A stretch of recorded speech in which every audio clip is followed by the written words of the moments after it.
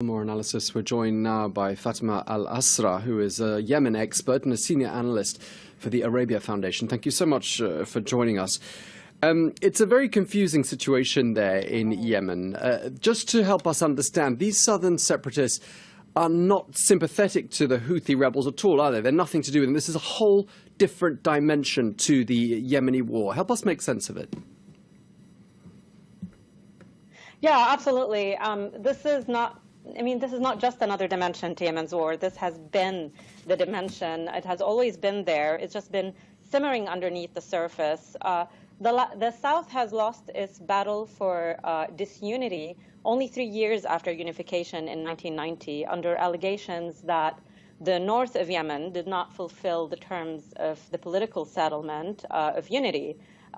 Therefore, they have been waiting for an outlet. They have been consistently trying to organize themselves. Since 1994, there has been systematic repression on the people of Yemen and as well as exploitation, as the majority of resources has come from the south. So this is really a critical development that we're watching today. And you mentioned the unification of Yemen only less than 30 years ago. Do you think it's just a matter of time before the country goes once again in sort of separate ways? It's a really interesting question.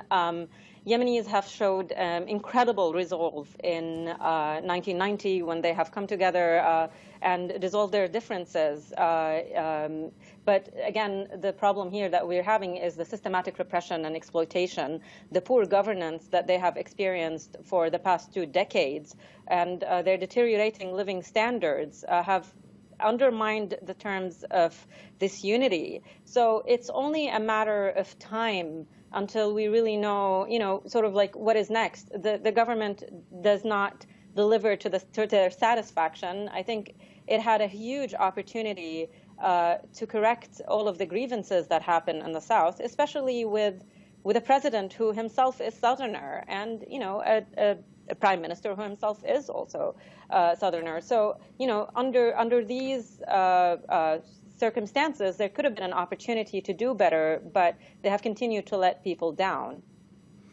Indeed. And so who can help? How can the international community help Yemen? Because when it comes to brokering peace in the country, it's as we've been discussing, it's an extremely complicated conflict, and there's quite a lot of parties involved, not least Yemen's neighbor, Saudi Arabia. Right.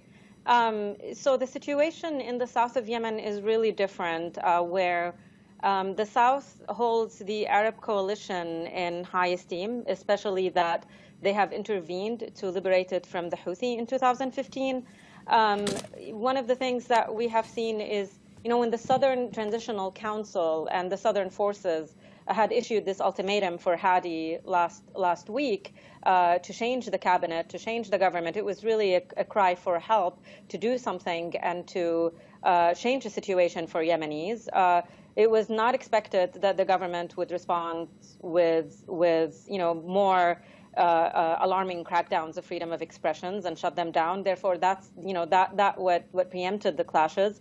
But one thing that they have done in their statement and declaration last week is express their support for the Arab coalition, the support for the mission that's going on in the north, which is to remove the Houthis and restore the legitimate or the internationally recognized government of Hadi up in the north. So they still see the mission as critical, but they disagree with the way that they are being governed at the moment. Okay, well, we'll continue to keep an eye on developments there in Yemen. Thank you for sharing those insights with us, Fatimaa